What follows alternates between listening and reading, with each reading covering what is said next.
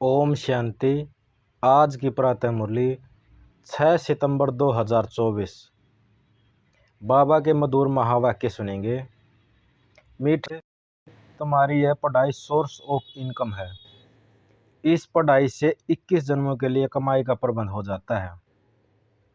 आज का प्रश्न है, मुक्ति धाम में जाना कमाई है या घाटा?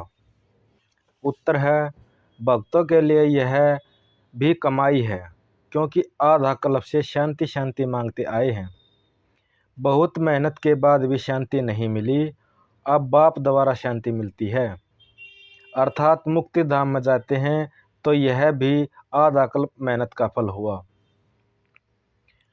इसलिए इसे कमाई भी कहेंगे, घाटा नहीं। तुम बच्चे तो जीवन मुक्ति में जाने का पुरुषार्थ करते हो। तुम्हारी बुद्धि में अभी सारे वर्ल्ड की हिस्ट्री और ज्योग्राफी नाच रही है। मीठे मीठे रूहानी बच्चों को रूहानी बाप ने यह समझाया कि रूह ही सब कुछ समझाती है। इस समय तुम बच्चों को रूहानी दुनिया में बाप ले जाते हैं। उनको कहा जाता है रूहानी देवी दुनिया। इसको कहा जाता है जिस्मानी दुनिया, मनुष्य की दुनिया। बच्चे समझते हैं देवी दुनिया थी, वह देवी मनुष्य को पवित्र दुनिया थी। अब ये मनुष्य अपवित्र है, इसलिए उन देवताओं का गायन पूजन करते हैं। यह समझती है कि बरोबर पहले झाड़ में एक ही धर्म था। विराट रूप में झाड़ पर भी समझाया जाता है। इस झाड़ का बीज रूप ऊपर में है। झाड़ का बीज है बाप। फिर जैसा बीज वैसा फल, अर्थात पत्ते निकलते हैं।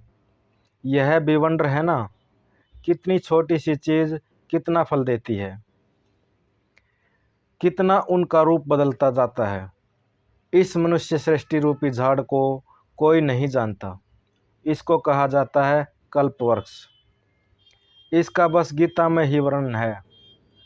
सब जानते हैं गीता ही नंबर 1 धर्म शास्त्र है। शास्त्र भी नंबरवार तो होते हैं ना, जैसे नंबरवार धर्म की स्थापना होती है। यह भी सिर्फ तुम ही समझते हो, और कोई में भी यह ज्ञान नहीं होता। तुम्हारी बुद्धि में है पहले पहले किस धर्म का झाड़ होता था, फिर उसमें और धर्म की वृद्धि कैसे होती है। इसको कहा जाता है विराट नाटक। बच्चों की बुद्धि में सारा झाड़ है ना। झाड़ की उत्पत्ति कैसे होती है? मुख्य बात यह है, देवी देवताओं का झाड़ अभी नहीं है और सब टाल टालियाँ खड़ी हैं। बाकी आदि सनातन देवी देवता धर्म का फाउंडेशन नहीं। यह भी गायन है, एक आदि सनातन देवी देवता धर्म की स्थापना करते हैं, बाकी और सब धर्म विनाश हो जाते हैं। अभी तुम जानते हो कितना छोटा सा देवी झाड़ होगा,